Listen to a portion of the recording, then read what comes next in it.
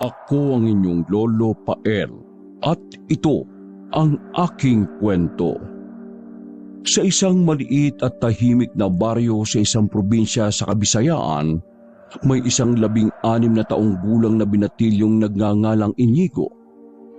5'8" ang taas, sakto ang hubog ng katawan. May pagkatisoy dahil may dugong foreigner pero malabo ang mata kaya nakasalamin.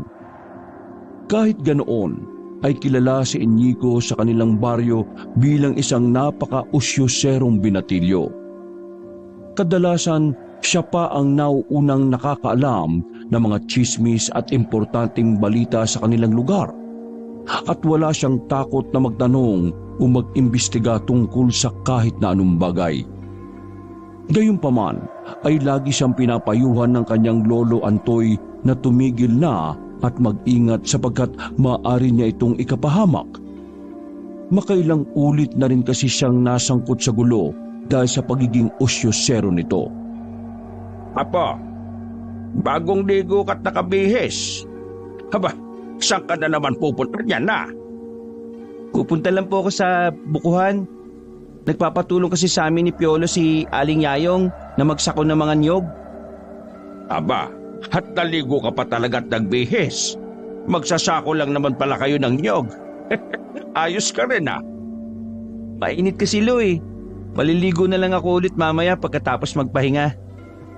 Sigurado kang magbubuhat at magsasako ka lang ng mga niyog doon. Baka kung saan-saan na naman kayo mapadpad yan na. Hindi po Lo, promise. Uwi rin ako kagad kapag tapos. Narinig ko na yan po eh.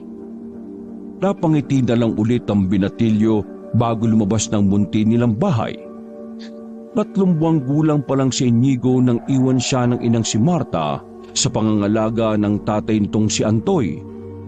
Bumalik kasi ito sa Manila para hanapin ang asawang foreigner pero hanggang ngayon ay hindi pa nagpakita pa ang kanyang ina.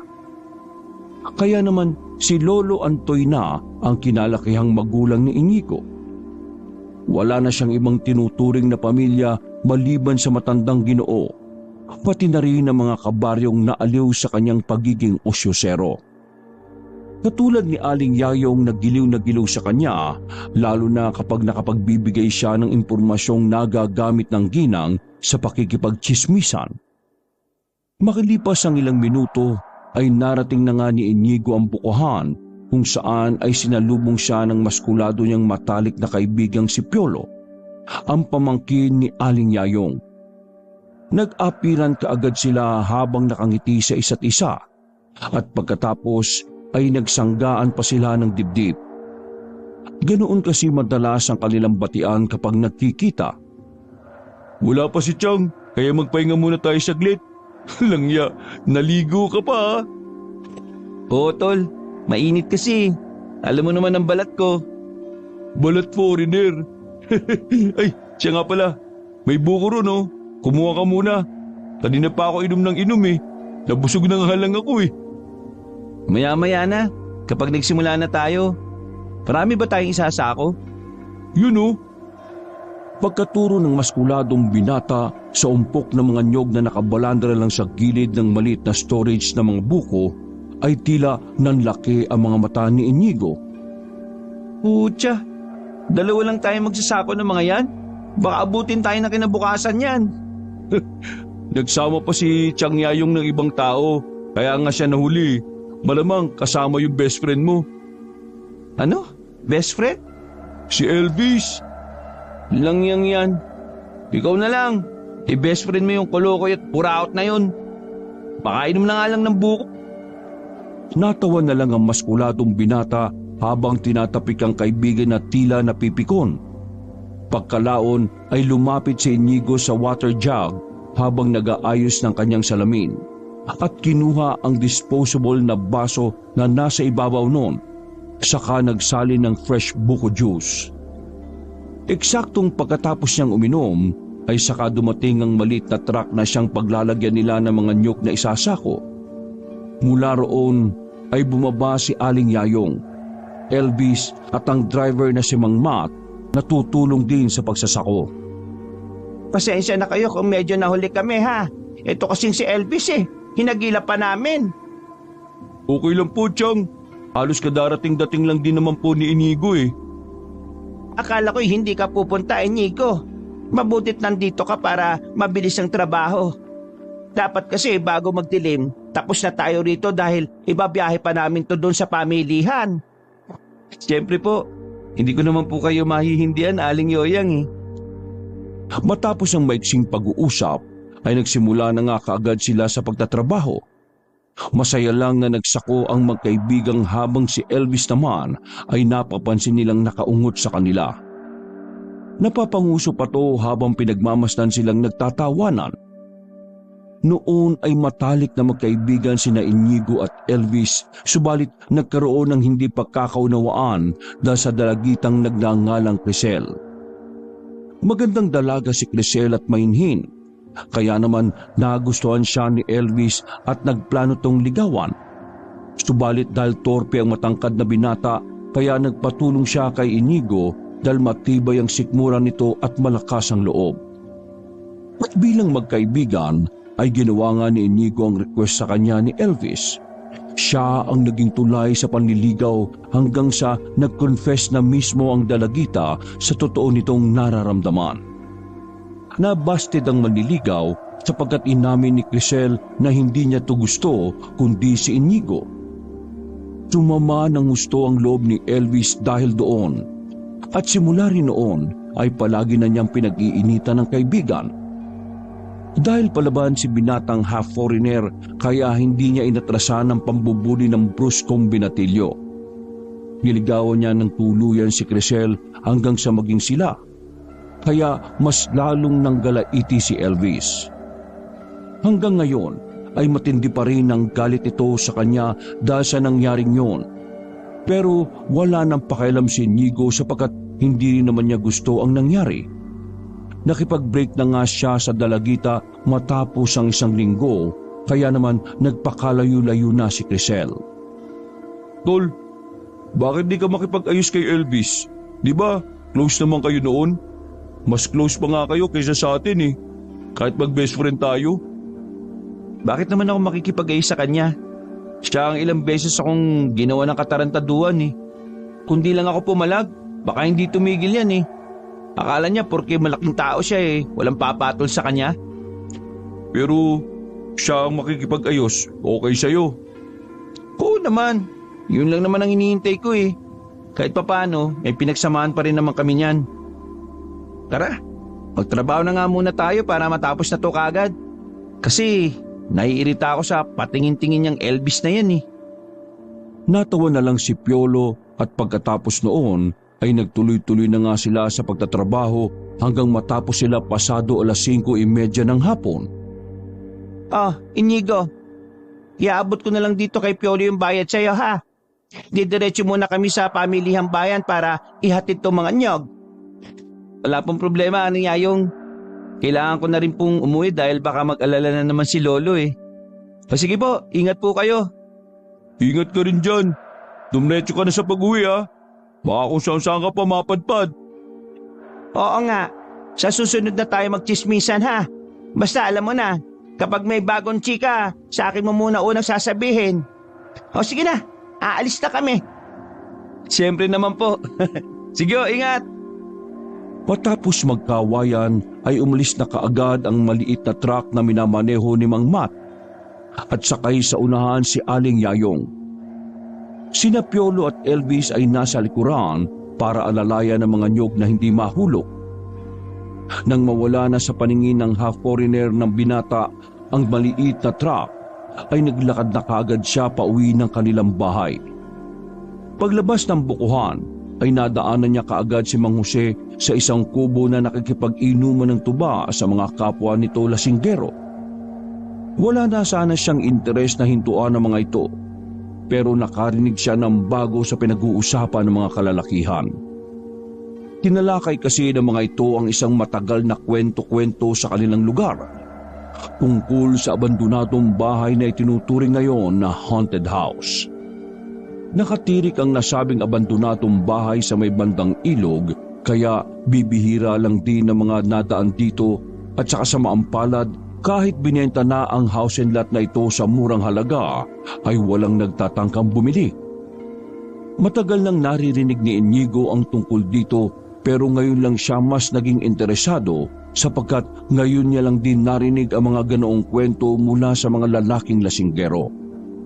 Ngayon daw kasi ay tila mas naging active ang nagpaparamdam ng kung anumang entity sa nasabing haunted house. Makailang beses na raw kasi itong napansin ni Mang Jose dahil malapit lang doon ang bahay nito. Napasandal sa gilid si Inigo pero nang mapansin siya ng Ginoo ay tinawag siya nito at pinatagay ng tuba. Dahil sa iya ay hindi na tumanggi ang half-foreigner na binata kahit hindi naman siya nagiinom ng tuba. Napatagay tuloy siya nang wala sa oras hanggang sa tamaan din kaagad siya. 9:30 ng gabi. Dahil sa lasing na si Mang Jose at nag-uwian na rin ang iba nilang kasama, kaya walang choice si Inigo kundi ihatid ang Ginoo sa bahay nito. Naiuwi naman niya ng ligtas ang Ginoo at nang pabalik na siya sa kanilang bahay ay bigla na lang niyang naisipan na dumaan sa sinasabing abandonadong bahay. Totoo nga kaya yung sinasabi ni Mang Jose? Malalaman ko yan kapag nasaksihan ko na mismo ng dalawa kong mata. Dahil sa tama ng alak, kaya mas lalo ring lumakas ang loob niya. Nang nasa tapat na siya ng abandonadong bahay, ay tumindig siya ng matikas habang iginagala ang tingin sa palibot nito. Sabi ni Mang Jose, kapag bandang 9:00 hanggang 10:00 daw, nakakita siya ng aninong palakad-lakad. Pero parang wala naman akong nararamdamang kakaiba dito sa abandonadong bahay na to eh. Talagang haka-haka lang ang mga kwento ng pagiging haunted house nito. Ay nako, nag-aaksaya lang ako ng oras. Pauwi na nga dahil baka hinahanap na rin ako ni Lolo Antoy. Pagtalikod na sana siya para maglakad pa uwi ng bahay nang makapansin siya ng maliit na liwanag mula sa ibabang parte ng bahay. Napapakunot siya ng noo habang pinagmamasdan ang nasabing liwanag sapagkat tila lumalakad ito. Maingat siyang naglakad papasok sa loob ng bakuran habang nakatuon ang atensyon sa nasabing liwanag na tila gumagapang. Hinawi-hawi niya ang mataas na damo hanggang sa marating ang main entrance ng bahay. Pagsilip niya sa malaking butas ng pinto ay naabutan na lang niya ang liwanag na nasa bandang hagdan na. Nahagipan niya ang anino ng tao. Hindi naman pala multo eh. May tao talagang napunta rito kapag ganitong oras. Dala ng pagka-curious ay daan-daan siyang pumasok sa loob ng bahay at sinundan sa itaas ang pinanggalingan ng liwanag. Gusto niya rin kasing makilala kung sino ang taong pumapasok doon kapag ganitong oras, na inaakala naman ni Mang Jose na isang multo. Nang nasa hagdan na siya, ay nakarinig siya ng mahinang boses ng isang matandang babae. Huminto siya saglit at pinakinggan maigi ang bulong pero hindi niya mabusesan. Matandang babae? Sino kaya yun? Hindi ko mabusesan ah. Pare-pareho kasi halos ang boses na matatandang babae dito sa amin eh. Bago pa niya matapos ang pagsasalita, ay nakita niyang tila gumalaw na naman ng liwanag kaya dali-dali pero maingat siyang naglakad pababa at nagtago sa isang gilid. Nanatili naman sa itaas ang kung sino mang matandang babae. Lumipat lang to ng silid kaya bumalik din si Inigo sa hagdanan at nagmasid-masid. Akyatin ko na kaya para makita ko na kung sino. Naudlot na naman siya sa pagsasalita matapos muling marinig ang pagbulong ng matandang babaeng hindi pa niya makilala.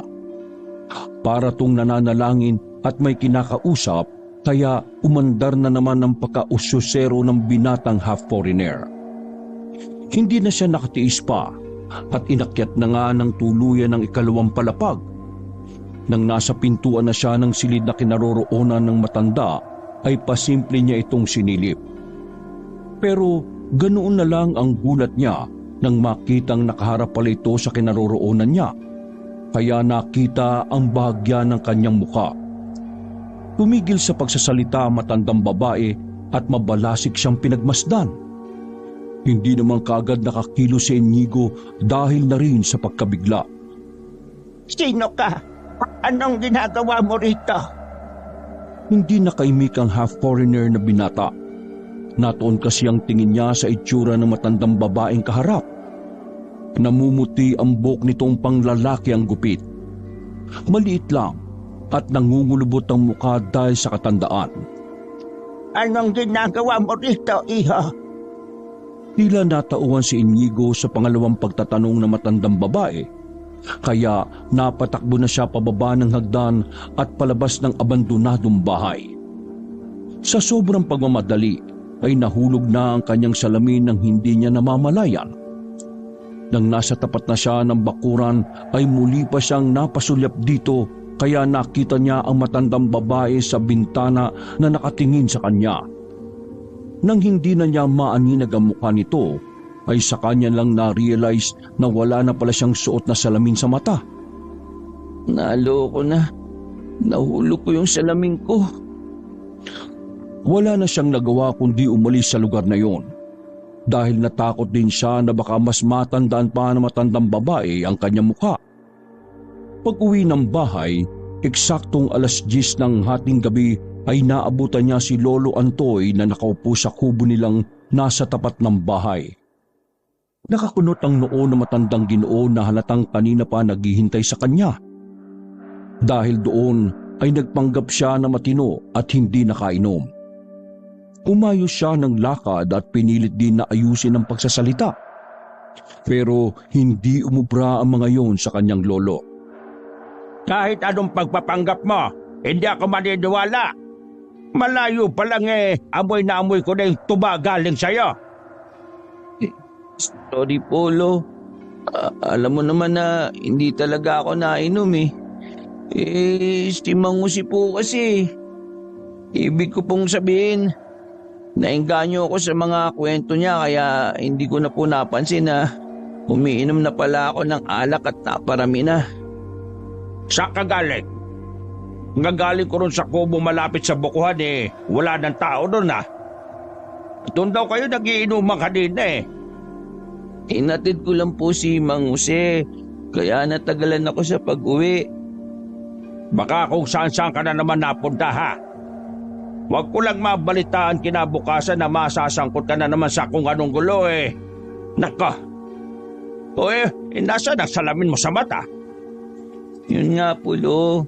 Hindi ko na rin po alam kung nasaan nahulog. Sa pag-aalalay ko yata kay Mang Jose. Pero tiningnan ko naman sa mga dinaanan ko, wala naman ako nakita. Ay nako, sige na. Pumasok ka na sa loob at magapunan. Pagkatapos mo maligo ka na rin dahil amoy na amoy tubaka Tumangulang ang binatang half-foreigner bago marahang naglakad papasok sa loob ng munti nilang bahay. Makalipas ang ilang minuto pagkatapos maghapunan at maligo, ay dumiretso kaagad siya sa kanyang kama at nahiga. Bago makatulog ay sumagi na naman sa isip niya ang tungkol sa matandang babaeng nakita kanina sa abandonadong bahay na sinasabi ni Mang Jose at ng iba pa na haunted house na raw yon. Parang pamilyar yung matandang yun sa akin Sa pagkakatanda ko, parang kamag-anak yata ni Crisel. Yung sinasabing mangkukulam dito sa baryo. Natigilan siya at bumangon habang napapapitik sa hangin. Natatandaan ko na, si Inang Nieves yun. Pinsan ng lola ni Crisel. Nakita ko na nga minsan siya. Inak naman ng teteng Anong gagawin ko nito? Baka makilala niya ako. Paghiga ay napatingin siya sa bubungan habang patuloy na napapaisip sa nangyari kanina. Hanggang sa hindi na niya namalayang nakatulog na siya. Kinabukasan ay masakit ang ulo na bumangon ng binata sa kanyang higaan. Paglabas ng silid ay napatingin siya sa kusina na abot tanaw lang mula sa kanilang pwesto. Napansin niya sa lamesa na may nakatakip ng pagkain kaya lumapit siya at binuksan ito. Nakita siya ng malaking pritong bangus at kanin kaya umupo na siya sa tapat ng hapagkainan. Lo, nandiyan ka po ba? Napalingon siya sa papagsahigaan ni Lolo Antoy sa bandang sala na abot tanaw lang din sa kanyang kinaroroonan. Nang makitang nakaayos na ito, ay doon niya napagtanto na nasa labas na ang kanyang lolo. Ha? Anong oras na ba? Pagtingin niya sa luma nilang orasan, ay nagulat ng malabong makita na 9:00 na ng umaga. Pagkatapos noon ay hindi sinasadyang napadako ang tingin niya sa lamisita kung saan nasipat niya ang salamin sa mata. Nagtataka niyang nilapitan to at pinuha bago isuot. Siguro nakita to ni Lolo. Pero ang alam ko, doon ko naiwan tong salamin sa abandonadong bahay. Paano nakuha to ni Lolo ron? Hindi na lang niya masyadong pinagtuunan ng pansin ang tungkol sa bagay na yon. Dahil masakit pang masyado ang kanyang ulo at nagugutom na rin siya. Nag-agahan na muna siya at pagkatapos ay naligo na rin para mahimasmasan. Nang masiguro rin na malinis na ang buong bahay, ay lumabas na muna siya at tinungo ang bahay ng matalik na kaibigan para kunin ang sahod nila kahapon sa pagsasako ng mga nyog. Naabutan niya si Piolo na naglilinis ng bike nito. Kaya sumampa siya sa lumang gate ng bahay at nakatingin tinawag ang matalik na kaibigan. Tol, tamang linis ka dyan ah. Sipag-sipagan. Uy, nandiyan ka pala ka. Palaka ka dyan. Papasok na ako ah. Sige lang, at ikaw na muna magtuloy nito. Kukunin ko lang yung pera mo. Wait lang ha. Pagkahagis sa kanya ng pamunas ay kaagad pumwesto si Inigo sa tapat ng bisikleta at hinawakan ito. Sinimulan niyang buhusan ng mabulang parte bago punas-punasan. Ilang saglit lang ay lumabas na ulit ng bahay si Piolo, dala ang pera na kaagad inabot sa kanya. Alam mo, paborito ka talaga ni Tiang Yayong. Sa'yo 600 ang binigay, samantalang sa akin 500 lang. Ikaw yata ang pamangkin nun eh. Siyempre, iba talaga kapag nakakapag-provide ka ng mga mahalagang impormasyon na importante sa mga tsismisan. Siyang gala na yan. Ay, siya nga pala. Wala ka bang gala ngayon? Wala naman.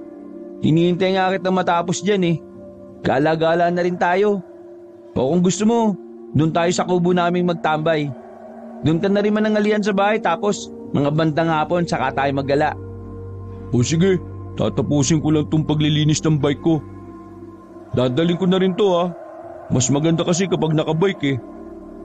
Wag na. Kita mong kakalinis lang yan eh. Tsaka sira nga yung bike ko, di ba? Hindi pa nakukuha ni Lolo rin sa pagawaan. Napaismid lang ang maskuladong binata habang nagpapatuloy sa paglilinis ng bisikleta. Pagkatapos noon ay nagbukas ng ibang usapan si Inigo matapos maalala ang nangyari kagabi. Siya nga pala tol, kilala mo ba si Inang Nieves? Inang Nieves? Yung kamag-anak ng ex mo. Di ba, mangkukulam daw yun? Bakit mo naman naitanong? Bilisan mo na kasi. Doon ko sa bahay kukwento para siguradong tayo-tayo lang talaga nakakarinig. Binilisan na nga ng maskuladong binatilyo ang paglilinis sa kanyang bike at nang matapos na ay kaagad silang umalis at nagtungo sa kubo ni na Inigo na nasa tapat lang ng munti nilang bahay. Ano yung ikukwento mo? Putik ka, pati tuloy ako nahahawa na kay Tiang eh, sa pagkasabik sa chismis. Hindi naman to chismis, tangik. Kailan ba ako nagatid ng chismis? Lahat namang nadidiscovery ko, totoo at walang halong kachismisan. Oo na. Kaya ka napapatrouble kung minsan eh. Sige na, ituloy mo na yung ikukwento mo kanina. Huminga muna ng malalim ang binatang half-foreigner bago magsimula sa kanyang salaysay. Nabalitaan mo ba na napasama ako sa inuman nila Mang Jose kagabi, dun sa kubo, malapit sa bukuhan. First time kong makainom ng tuba. Hindi. Kaya ka pala hinahanap sa bahay ni Lolo Antoy. Pero sabi niya, wala na raw tao sa kubong pinag-iinuman niyo. Kasi nga, tapos na kami mag-inuman nun. Tapos, hinatid ko si Mang Jose sa bahay nila. Alam mo kung anong sumunod na nangyari pagkatapos nun? Oh, ano nangyari? Napadaan ako dun sa abandonadong bahay. Yung sinasabi nilang haunted house. Pinasok ko yun, tol. Teka, wait lang. Ikat mo muna yung kwento mo ha. May tanong ka kasi kanina nung nasa bahay tayo eh. Tinanong mo kung kakilala ko si Inang Nieves, di ba? So ngayon, anong connect niya sa kwento mo ngayon? Excited ka naman eh. Patubusin mo muna kasi ako. So, eto na nga. Di ba, pinasok ko yung sinasabi nilang haunted house. Hindi naman haunted house yun eh. Kasi, yung nakita kong ilaw na sinasabi ni Mang Jose na San Telmo, pandila lang pala yun. Tapos, ang may hawak, si Inang Nieves. Nanlaki ang mga mata ni Piolo dahil sa mga nalaman. Nagpatuloy naman si Inigo sa pagkukwento. Kitang-kita ko siya, tol. Parang may binubulong siya. Hindi ko alam kung orasyon yun o dasal. Basta, para siyang may kinakausap na hindi ko nakikita eh. Sira ulo ka, tol. Delikado yung ginawa mo ah. Yan ka na naman eh, sa sobrang pagka-osyosero mo. Hindi na ordinaryo yung nangyayari pero pinilit mo pa rin ang sarili mo. Alam ko naman yun. Pero lasing kasi ako kagabi, kaya hindi ko rin nakontrol yung sarili ko. Na-curious kasi ako sa mga sinasabi ni Mang Jose. At least ngayon, napatunayan ko ng hindi naman totoong haunted house yun. Kaya wala tayong dapat ikatakot sa bahay na yun. Talagang yung pang inisip mo ah. Pasalamat ka, hindi ka nakita nun ni Inang Nieves. Alam mo bang marami nagsasabi na delikado ang taong yun? Kasi marami na siyang sinumpa. At ang pinaka-worst pa, pinahirapan sa kulam at pinatay. Kung nakita ka nun, nako, Inigo, humanda ka na. Bumagal at natigilan pa sa dulo si Piolo matapos siyang makita ang reaksyon ng mukha ng matalik na kaibigan habang nagsasalita siya. Nang ma-realize niya ang pakahulugan ng ekspresyon ng mukhang yon, ay napatayo siya sa takot. Langya ka, tol. Nakita ka niya, no? Oo eh. Pero hindi naman niya siguro ako namukaan. So far, wala pa naman nangyayari sa akin kakaiba eh. Gagi, hihintihin mo pa talaga? Ngayon pa lang, pumunta ka na ron at mag-sorry bago pa siya gumawa ng hindi maganda sa'yo. Napakamot ng ulo ang matipunong lalaki dahil sa kaba at pagkairita sa kanyang kaibigan. Ano na naman ba pumasok dyan sa kukote mo? Paano kapag may mangyari sa'yo? Paano ang lolo mo? Seryoso tong pinasok mong gulo ah. Kaya dapat ipaalam natin to kay Lolo Antoy. Please, tol. Huwag mo munang sabihin kay Lolo. Ako na mismo magsasabi sa kanya. Kapag hindi mo sinabi ngayong araw na to, bukas na bukas ako mismo magsasabi kahit magalit ka pa sa akin. Ang tigas kasi ng ulo mo, tol eh. Ganyan ba talaga kapag may lying foreigner ha? Hindi na nakasagot pa si Inigo sapagkat dumating na si Lolo Antoy na may dalang ulam na lulutuin. Kagad lumapit ang dalawang binatilyo at nagmano sa matandang lalaki. Pagkatapos noon ay kinuha ni Inigo ang supot at naglakad papasok sa loob ng bahay. Sumunod naman ang matandang Ginoo pati si Piolo at doon sila nagtuloy ng pag-uusap. Piolo, may lakad ba kayo ni Inigo ngayon? Po? Ay wala naman po. Nagaya lang siya na magtambay dito pero mamayang hapon po magagala kami sa bayan. May laro po kasi ng basketball eh. Okay sige. Tama yan. Samahan mo yan dahil kung saan na naman napupunta. Natuto ng uminom ng tuba eh. Kapag nagsusuloyan ng lakad, lagi akong napapatawag sa barangay. Hindi umimik ang binatang half-foreigner. Nagpatuloy na lang to sa pagluluto ng ulam nila sa pananghalian habang nakikinig sa usapan. Kapag ako po ang kasama niyan, kapag gumawa yan ng kakulitan, kahit mas matangkad siya sa akin, babrasuhin ko po yan, Lo. Kotokan mo na kaagad para makatulog tapos hatakin mo na lang dito pa uwi. Uy, grabe naman kayo sa akin, Lo. Mas malala pa sa kotong ang aabutin mo sa akin kapag naulit pang yung pag-inom-inom mo ng tuba. Hindi ko na nga po ulitin, Lo. Ay, siya nga po pala. Thank you, Lo, ah. Nahanap niyo tong salamin ko. Akala ko hindi ko na makikita eh. Ang mahal pa naman ang pagpapagawa nito. Ha? Wala naman akong hinahanap na salamin ah. Oh, hindi po ba kayo yung nag-iwan nito dyan sa lamisita? Hindi po ba kayo ang nag-iwan nito dyan sa lamisita? Pagkailing ng matandang lalaki ay napatingin si Inigo sa matalik na kaibigan na para siyang may gustong ipahiwatig dito. Doon din niya muling naalala na sa hagdan ng abandonadong bahay niya na iwan ng salamin, kaya imposible nga talagang si Lolo Antoy ang magbalik nito. Magpasalamat ka na dahil nabalik na yan. Baka nakalimutan mo lang talaga at akala mo'y nahulog dahil lasing ka nga nung gabi. Amoy na amoy tuba ka nga eh. Ang asim-asim mo. Hindi na kumibo si Inigo. Nagpatuloy na lang siya sa pagluluto habang iniisip kung sino nga talaga ang nagbalik sa kanya ng salamin niya. Naantala lang ang kanyang pag-iisip ng malalim nang muling magsalita si Lolo Antoy. Siya nga pala. Muntik ko makalimutan. Yung isa niyong kaibigan, yung 6-footer na lalaki. Nakita ko rin kanina sa palengke. Na-aksidente sa sinasakyan niyang motor. Labas yata yung buto sa tuhod kaya dinala sa ospital ng bayan eh. Po, si Elvis po ba yun?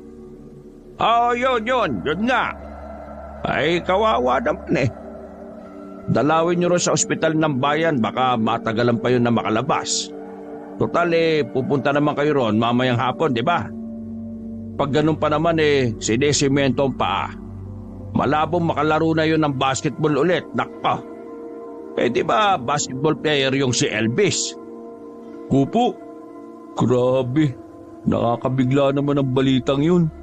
Sana ayos lang siya. Inigo, dalawin niyo ha, para makita mo yung lagay kung ayos lang ba o hindi. Opo, Lo.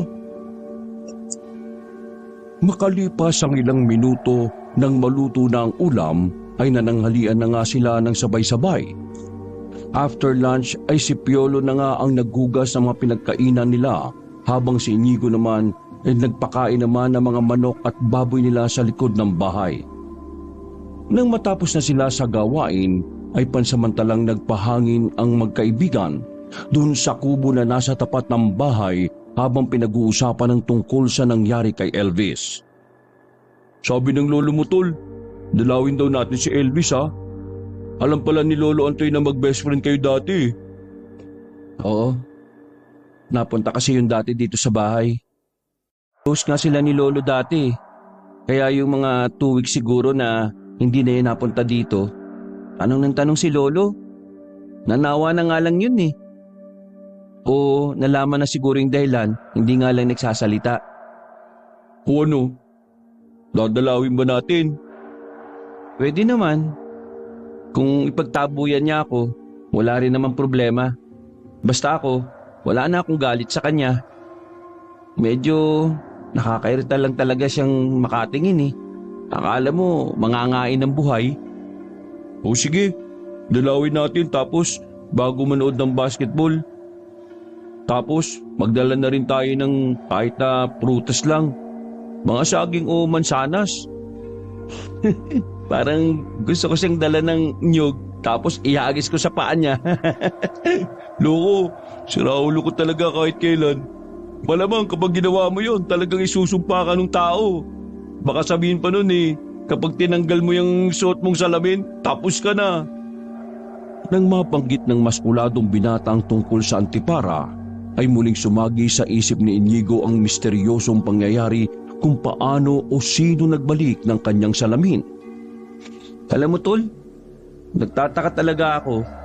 Kanina pa, Kasi iniisip ko, sino kaya yung nagbalik ng salamin kong to? Paanong nagtataka? Baka naman si Lolo Antoy talaga, tapos niloloko ka lang niya. Imposible tol eh. Sa loob ng abandonadong bahay ko naiwan tong salamin. Nanlaki ang mga mata ni Piolo sa kanyang narinig, kaya napabangon to sa pagkakahiga at tumarap sa kaibigan na tila kinakabahan na. Ito na nga ba sinasabi ko sa iyo eh. Baka mamaya may ginagawa na yung si Inang Nieves laban sa iyo. Sabihin na kaya natin kay Lolo Antoy habang maaga pa. Bukas tol, promise. Sasabihin ko talaga. Wag muna ngayon. Humidlip na muna tayo. Alauna pa lang ng tanghali oh. Wag mo na munang pakaisipin yun. Napabuntong hininga na lang ang matalik niyang kaibigan na muling bumalik sa pagkakahiga. At makalipas lang ng ilang minuto ay pareho na nga silang nakatulog dahil sa preskong ihip ng hangin. Mapuno kasi sa lugar na yon, kaya sinadya rin talagang tayuan ni Lolo Antoy ng kubo. Subalit napabalikwas ng bangon si Inigo matapos makarinig ng malakas na kalabog mula sa bubungan ng kubo. Pagtingin niya sa pwesto ng matalik na kaibigan ay wala na turoon, kaya naglakad siya ng kubo at hinanap si Piolo. Piolo! Tol! Nasaan ka? Sa kanya lang napagtanto na madilim na pala ang buong paligid na parang nasa kalagitnaan na ng kalaliman ng gabi. Dahil doon ay napatingin siya sa munti niyang bahay. Nagmandali siya palapit doon nang makakita ng nakasinding ilaw. Subalit pagpasok sa loob ng bahay ay ganoon na lang ang gulat niya pagkakitang nag-iba ang lahat ng senaryo. Napunta siya sa isang pamilyar na lugar. Ang abandonadong bahay na pinasukan niya kahapon kung saan nakita niya si Inang Nieves. Sumilay kaagad ang kaba at pagtataka sa kanyang dibdib habang naglilibot ng tingin sa unang palapag ng abandonadong bahay. Anong ginagawa ko dito? Bakit nandito na naman ako? Matapos siyang bigkasin yun, ay napatingin siya sa bandang hagdanan pa itaas. Nakakita kasi siya ng kakarampot na liwanag galing sa itaas, kaya naman nag-expect na siya na may tao sa itaas. Habang nakatanaw doon, ay bahagya siyang napatras hanggang sa mapasanda sa nilulumang dingding ng bahay. Ilang saglit pa ay narinig na niya ang mga yabag mula sa itaas na palakas ng palakas. Sa bawat pagtapak ng kung sino mang nandun, ay naririnig niya rin ang lagit-ngit ng nilulumang hagdanan. Bumilis ang tibok ng kanyang puso habang nakaantabay sa pagsulpot ng kung sino mang nilalang na naroon. Hanggang sa tumambad na nga sa kanyang paningin si Inang Nieves, ang sinasabing mangkukulam na iniilagan sa kanilang lugar. Ang kapatid ng lola ng ex-girlfriend niyang si Crisel. Nagkatitigan sila na matandang babae. Mata sa mata. Matagal at hindi niya nakuwang umiwas ng tingin sapagkat parang may nakahawak na kamay sa magkabila niyang pisngi na siyang pumipigil para manatiling diretso ang kanyang tingin. Nakita niya ang nanlilisik na mga mata ni Inang Nieves, mga titig na parang lalamunin siya ng buhay. Kaya naman mas lalong nadagdagan ang takot na nararamdaman niya. Unti-unti na ring sumilay ang kilabot sa buo niyang katawan na nagsimula sa talampakan, paakyat sa tuhod na gumapang sa tiyan at nagpaikot-ikot sa kanyang dibdib, dahilan para lalong bumilis ang tibok ng kanyang puso na halos nadidinig na niya ng malakas. Nang umabot na ang tensyon na nararamdaman niya sa batok, ay pasimple siyang napahawak doon habang nakasandal pa rin sa dingding.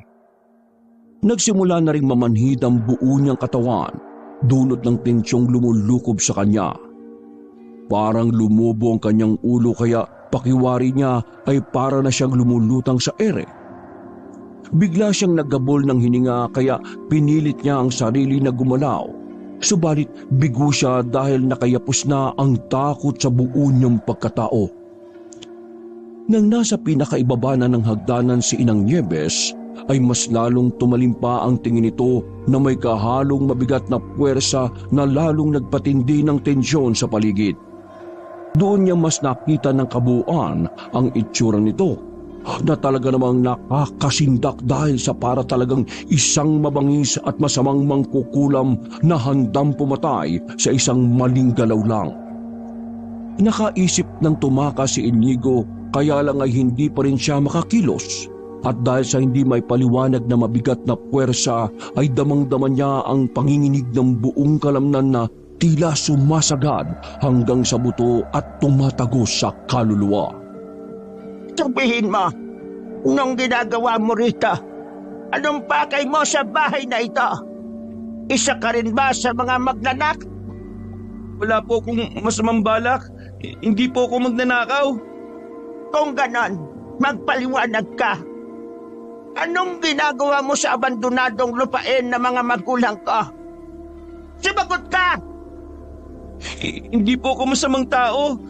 Pasensya na po kung nangimasok ako ng walang paalam.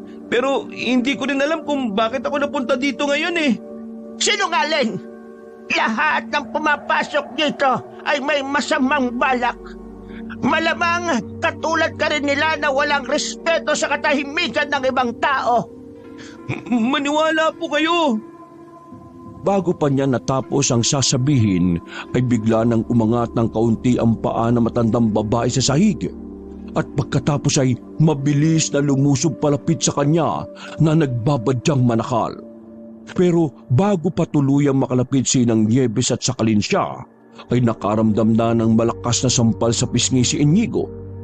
Pagmulat ng mga mata niya ay napabalikwas siya ng bangon at pagpaling ng mukha niya sa kanan ay nakita nga niya ang matalik na kaibigan na tila nagulat din.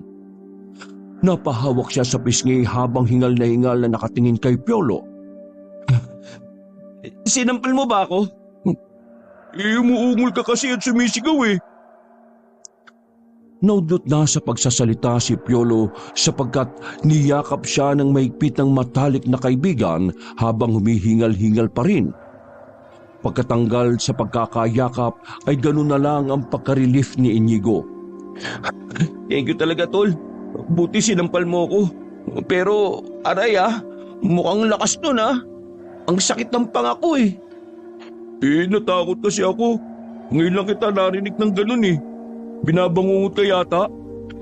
At least nakabawi na rin ako. May binubulong ka ba? Ha? Wala.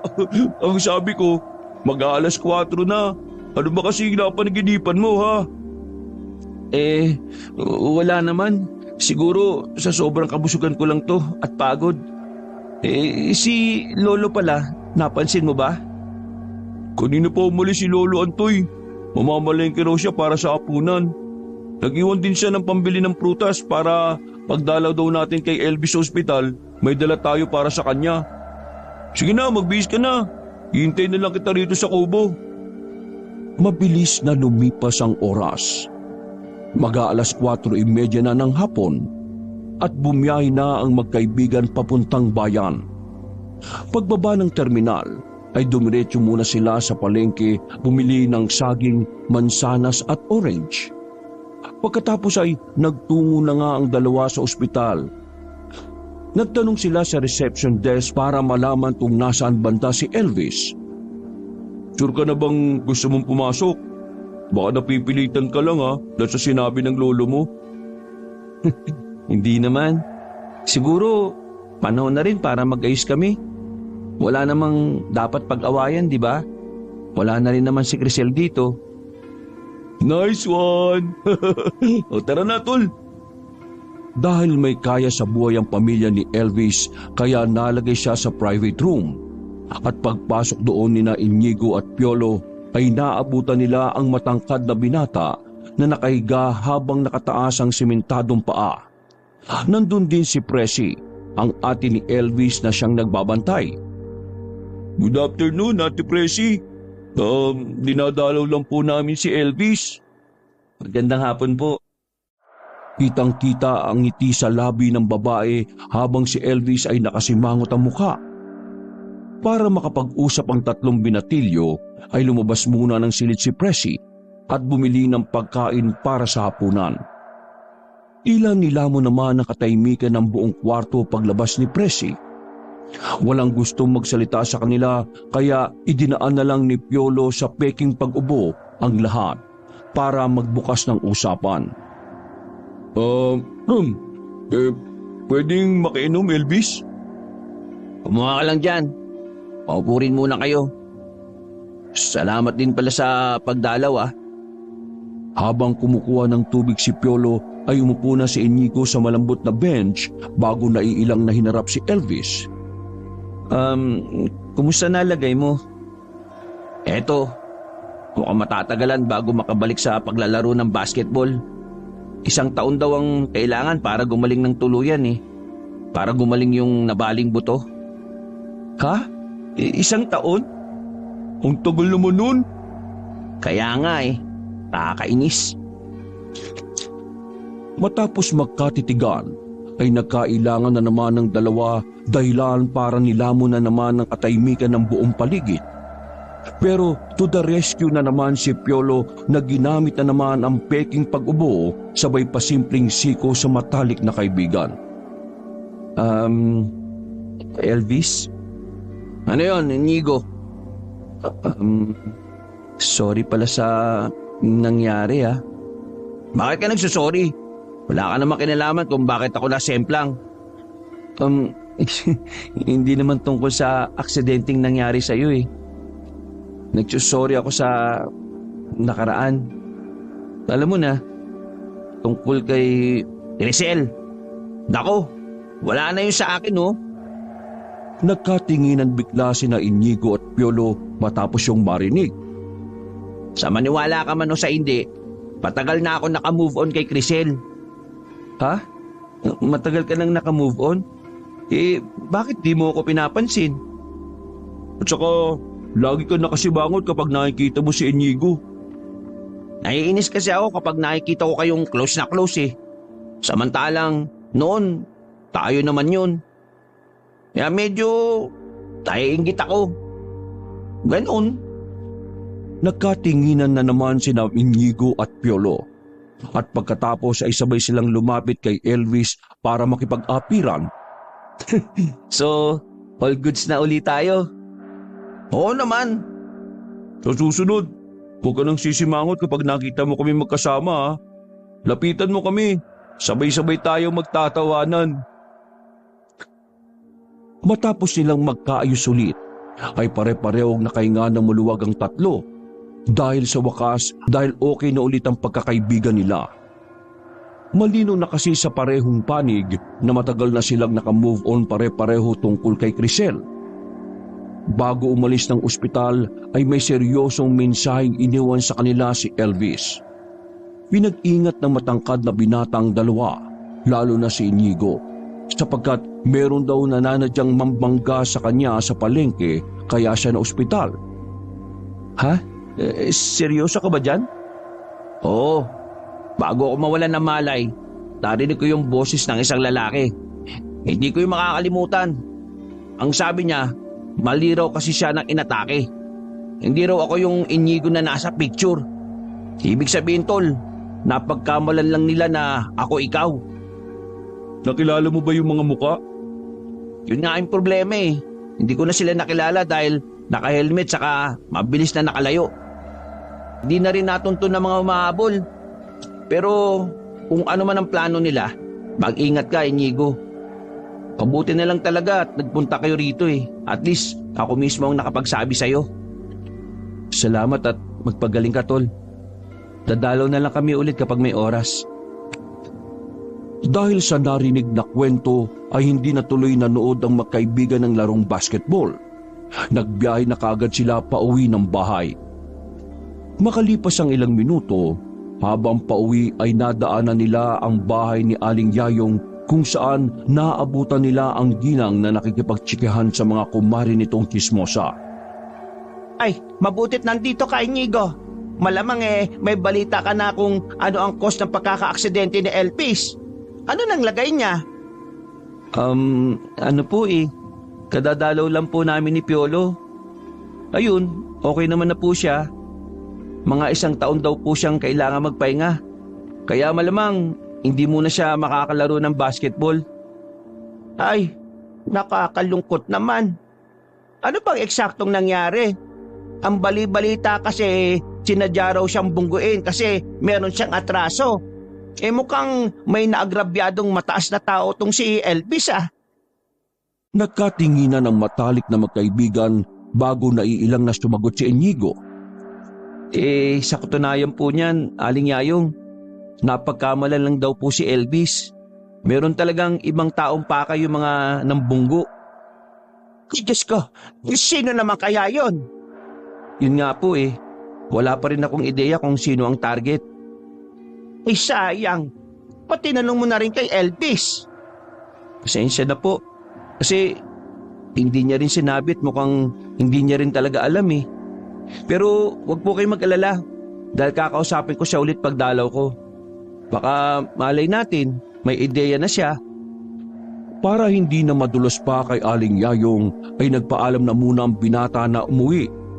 Habang si Piolo naman ay nagpaiwan sapagkat may iniutos pa sa kanya ang tiyahin. Tol, usapan to Wala munang makakaalam kahit sino. Tayong 3 lang muna nila Elvis. Oo tol, promise. O sige na, umuwi ka na. Mag-iingat ka 7:30 ng gabi. Nang nasa bahay na ang half-foreigner na binata ay tila balisa siya dahil sa mga sinabi ni Elvis kanina. Hindi tuloy siya makapag-concentrate sa pagkain hanggang sa mabatukan na siya sa ulo ni Lolo Antoy. Dahilan para magising siya sa katotohanan. Aray ko naman, Lo. Bakit niyo naman po ako binatukan? Kita mo, pati dahilan ng pagbato ko sa iyo, hindi mo alam. Bakit bang layo-layo ng diwa mo? Ano bang iniisip mo? May problema ka ba? Nakabuntis ka na ba? Lo naman, wala po no. Napakamot si Inigo sa bahagi ng ulong binatukan ng kanyang lolo. Wala lang po. Iniisip ko lang kung sino yung nanalo sa laro. Hindi na kasi kami nakanood ni Piolo Ang tagal kasi namin sa ospital. Yun nga ang tanong ko sa iyo kanina pa. Kumusta ang pagdalaw nyo sa ospital? Ilang ulit ka ako nagtanong Tango ka lang ng tango. Gusto mo yata ulit ng isa pang batok no? Otomatikong isinalagna ng binata ang mga kamay sa ulo bago tumugon. Okay naman, Lo. Aksidente raw talaga. Bakit ang narinig kong balita sinadya siyang bungguin ng mga nakamotor? Ang ibig ko pong sabihin, napagkamalan lang daw po siya. Pero hindi talaga siya ang target. Ay naku, kumain na nga lang po tayo, Lo. Okay naman na si Elvis Nagpasalamat po siya sa mga prutas kaya wala na tayong dapat alalahanin. Hindi na sinabi ng binatang half-foreigner na siya ang totoong target dahil ayaw niyang mag-alala pa ang lolo at baka mag-hysterika lang to kapag nalaman ang tungkol doon. Hindi niya rin talaga alam at hindi niya lubos maisip kung sino at bakit siya tatargetin. Wala naman matandaan si Inigo na naagrabyado niya ng husto. At ang tanging alam niya lang talaga ay si Inang Nieves ang maaring gumawa sa kanya ng hindi maganda. Kaya kung ano-ano tuloy ang naglaro sa utak niya hanggang sa may mga napagtagni-tagni siyang senaryo. Hindi kaya parte yun ng plano ni Inang Nieves? Pero anong sense?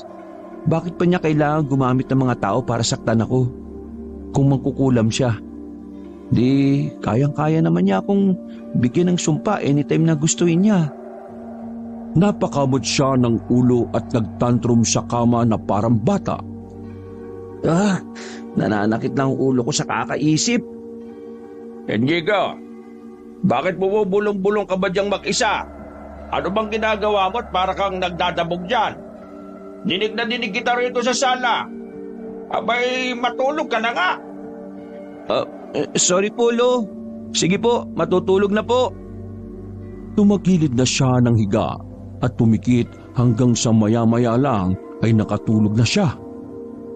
Pagsapit ng 12:00 ng hating gabi ay napadilat si Inigo matapos maramdaman ang pamilyar na presensya. Bumangon kaagad siya at napasilip sa bintana ng kanilang kwarto.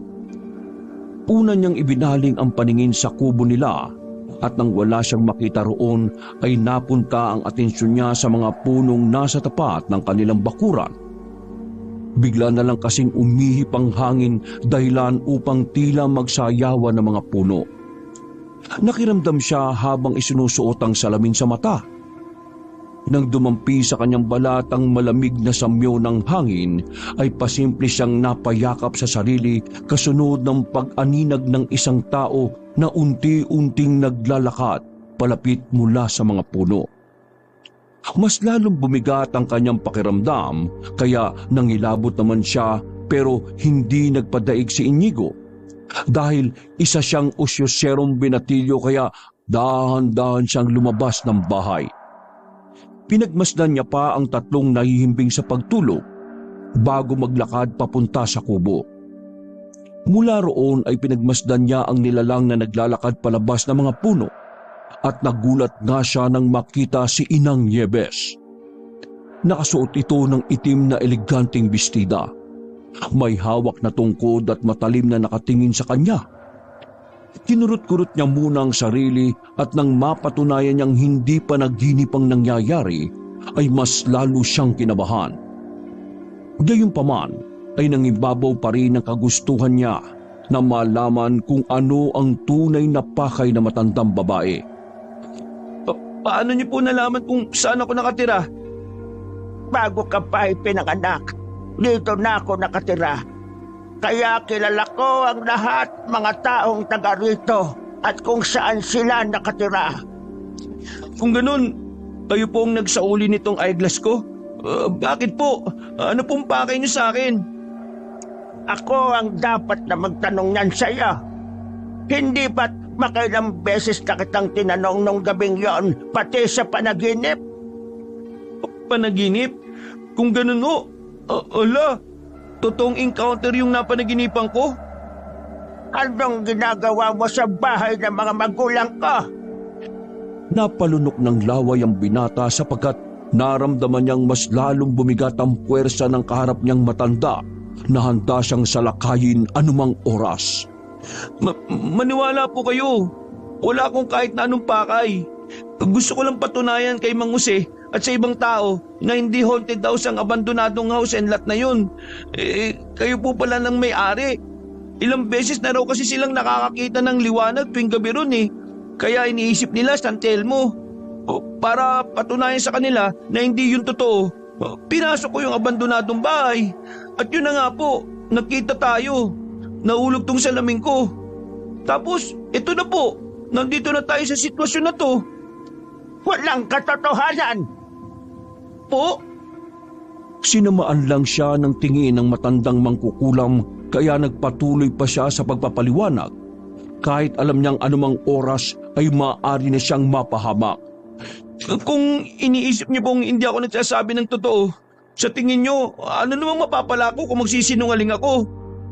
Walang katotohanan ng sinasabi mo na hindi pinamamahayan ang abandonado naming bahay. Ko? Kung ganun, totoo pong sinasabi nila Mang Jose at ng ibang tao? Lahat ng bahay ng mangkukulam ay pinamamahayan ng kung ano-anong klase ng elemento. Dahil puno ito ng enerhiyang nakakapaghikayat sa mga hindi pangkaraniwang nilalang. Oo, tama sila. Pinamamahayan ng abandonadong bahay namin pero kontrolado namin sila. At sinasalakay nila mga taong may masamang pakay at budhi. Ano pong ibig niyong sabihin nun? Isipin mo na lang na maswerte ka at hindi ka sinalakay ng mga elementong nasa abandonadong bahay.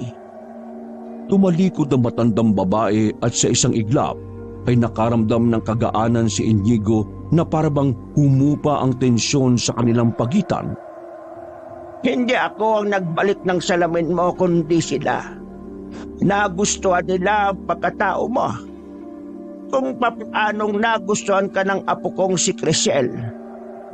Ngunit mag-iingat ka. Kung kailangan mo ng tulong, alam mo kung saan ako pupuntahan.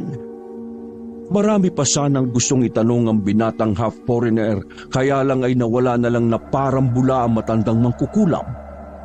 Hindi na rin niya to nagawang sundan sapagkat napaisip siya sa sinabi nito kanina lang. Hindi ako ang nagbalik ng salamin mo, kundi sila. Nagustuhan nila ang pagkatao mo. Anong ibig niyang sabihin? Ang mga elementong naninirahan doon sa abandonadong bahay ang nagsoli ng salamin ko? Nangilabot siya matapos mapagtanto ang tungkol sa bagay na yon. Napatingin tuloy siya sa paligid habang napapayakap sa sarili at muling inalala ang mga sinabi kanina ni Inang Yepes. Nagustuhan nila ang pagkatao mo. Pa, anong ginagawa mo dyan sa kubo? Pag-aalauna na ng madaling araw May kausap ka ba dyan? Papasok na po, Lo. Umiilang po ako. Kinabukasan ay naging maganda ang gising ng binatang half-foreigner sapagkat nalaman niyang hindi naman pala ganoon kasama si Inang Nieves na katulad ng iniisip ng kanilang mga taga-baryo. Natuwa rin siya sapagkat nalaman niya mula mismo sa bibig ng matandang babae na marahil hanggang ngayon ay gusto pa rin siya ni Crisel. Habang nag-aalmusal tuloy ay naalala niya ang mga masasayang araw nila ng dalagita. Minahal niya rin naman yon pero 16 years old pa lang sila kaya parang hindi pa siya seryoso pagdating sa ganoong bagay. Sana okay lang siya ngayon. Sayang talaga at hindi ko na itanong kay Inang Nieves kung nasaan si Crisel. Pero pwede ko naman siyang puntahan at abangan sa abandonadong bahay. Kaso nakakaya naman kung magtatanong lang ako tungkol sa ganoong bagay. Wala ka bang gagawin ngayon? O pwede mo ba akong samahan sa bayan maya-maya? May kukunin lang tayong mga kahoy dahil papalitan ko na ng ibang parte. Ng kubo natin. Medyo inanay na kasi. Nakahingi ako ng nara doon sa kakilala ko. Kailangan lang ng magbubuhat. Pwede bang isama mo na rin si Piolo? Sige po, Lo. Pupuntahan ko po siya pagkatapos mag-almusal. Anong oras po ba tayo aalis? Hihintayin ko lang kayo. Kasi si Kuya Mat mo naman, nandun lang yon, nakapark yung truck niya sa bukuhan. Kapag okay na sabay-sabay na tayong pumunta ron. Sige po. Binilisan na nga ni Inigo ang pagkain at nang matapos na ay nagsipilyo muna siya bago magpunta sa bahay ng matalik na kaibigan. Naabutan niya si Piolo na nag-aayos ng bisikleta nito kaya kaagad niyang tinawag. Tol, nagpapasama si Lolo. Pwede ka ba ngayon? Magpapatulong lang magbuhat ng mga kahoy galing doon sa bayan. Gamit natin yung truck ni Mang Mat. Uy, sakto. Nakabihis na ako. O tara na. Makalipas ang ilang minuto ay sabay-sabay na nga silang nagpunta sa bukuhan kung saan naghihintay si Mang Mat sa kanila. Nakita rin ni Inigo si Mang Jose na nakapwesto na naman sa kubo. Tinawag siya nito at inaya pero tumanggi siya. Pero bago alisan ng Ginoo ay meron siya ritong sinabi. Mang Jose, marami talagang nananahan doon sa abandonadong bahay. Ang nagsabi po sa akin yung mismong may-ari ng bahay, si Inang Nieves. Dahil doon ay nagulat ang lahat ng nakarinig, lalo na si Piolo. Idinaan na lang ni Inigo sa pagtawa para magmukhang kalokohan ng kanyang sinabi. Pero hindi yun nakalampas sa pakiramdam ng matalik niyang kaibigan kaya habang nasa biyahe sila at nakasakay sa likuran ng truck ay kaagad siyang inusisa ng matipunong binata. Mukhang may dapat kang ikwento sa akin Nagkaroon kayo ng enkwentro ni Inang Nieves, no? Oo, Tol. At alam mo ba kung ano nangyari, ha? Aba, ba't tumatawa-tawa ka pa dyan, Sabi ko naman sa'yo na seryosohin mo yung taong yun, Delikado ka. Usapan natin, di ba? Sasabihin mo na kay Lolo Antoy. Dahil di mo pa sinasabi, ako na magsasabi mamaya para maaksyonan. Teka, makinig ka muna kasi. Pumunta siya mismo sa bahay kagabi pero mali tayo ng hinala. Hindi masamang tao o masamang mangkukulam si Inang Nieves. Biruin mo, siya pala ang nagbalik ng salamin. Pero technically, hindi talaga siya, kundi yung mga elementong nananahan doon sa abandonadong bahay. Sila pala ang may-ari nun. Ha? Talaga? Kung ganun di na pala natin siya kailangang problemahin. Tumpak. Alam mo, mali ang pagkakakilala ng mga taga-body sa kanya na isa siyang masamang mangkukulam na dapat pangilagan. Nagtataka lang ako, sino kaya nagpakalat na masama siyang tao? Alam mo naman ang mga tao sa lugar natin. Kung anong mas pinaniniwalaan ng marami, yun ang pinaniniwalaan. Kahit hindi pa nakikita o napapatunayan, yayakapin na nila yun. Parang nakakalungkot tuloy sa parte ni Inang Nieves, no? Kapag nakita ko nga siya, hihingi rin ako ng sorry kasi naniwala rin ako sa sabi-sabi na masama siya mangkukulam O di ba? Malaki rin ang tulong ng pagiging osyosero ko. Kasi dahil sa pag-iimbestiga ko sa mga bagay-bagay, sa pagiging determinado kong malaman ng mga dapat malaman, lumabas ang totoo. Ang sabi pa nga sa akin ni Inang Nieves kung kailangan ko raw ng tulong niya, alam ko kung saan siya hahanapin. Uy, huwag ka magpakampante ha. Baka nakakalimutan mong may problema ka pa. May tumatarget sa'yo. Nakita mo naman ang nangyari kay Elvis. Kamunti ka na siyang hindi makalakad. Kaya kung sino man na nagtatangka sa'yo, siguradong may kinalaman yan sa pagiging osyosero mo. Sa tingin ko, yan ang dapat sabihin natin kay Lolo Antoy para masabi na rin niya sa kinauukulan. Actually, kagabi ko pa iniisip kung sino yung taong mag-aaksaya ng oras sa akin Naudlot na sa pagsasalita ang binata sapagkat merong sasakyan na bumunggo sa kanila. Dahilan para tumilapon silang magkaibigan sa damuhan. Dahil sa bilis ng pangyayari ay hindi na rin masyadong naintindihan ni Inigo ang lahat. Para siyang natulig sa pagbagsak sa lupa. Mabuti na lang ay hindi masyadong napuruhan ng kanyang ulo. Mahilo-hilo siyang tumayo at hinanap si Piolo. Pero napalingon siya sa kalsada matapos makarinig ng malakas na pagsabog. Pagtingin niya ay nag-aapoy na ang truck at ang sasakyan na bumunggo sa kanila ay humarurot na palayo sa pag-aakalang nakasama na sila sa pagsabog. Si Lolo Antoy! Lalapitan niya pa sana ang truck pero sumabog na naman to. Kaya napayukod na lang siya habang umiiyak. Maya-maya pa ay naramdaman niya ang pagkapit sa balikat niya ng matalik na kaibigan. Nang lingunin niya si Piolo ay duguan ang noon nito pero katulad niya ay nakakaya pa nitong makakilos. Anong nangyari? Binugo tayo. Yung tumatarget sa akin, tol. Ang lolo ko, nakasama siya sa pagsabog ng truck. Tumakbo siya palapit sa truck na nag-aapoy pero pinigil siya ng matalik na kaibigan dahil baka magkaroon na naman ng pagsabog. Huwag ka muna lumapit. Baka sumabog pa yung truck. Wala na sila Mang Mat at Lolo Antoy. Nandun sila sa loob, tol. Kumalma ka muna Please, kalma. Di pwede! Di pwede! Si Lolo! Nandun si Lolo! Natigilan sila pareho nang merong makitang tao sa damuhang malapit sa pagsabog.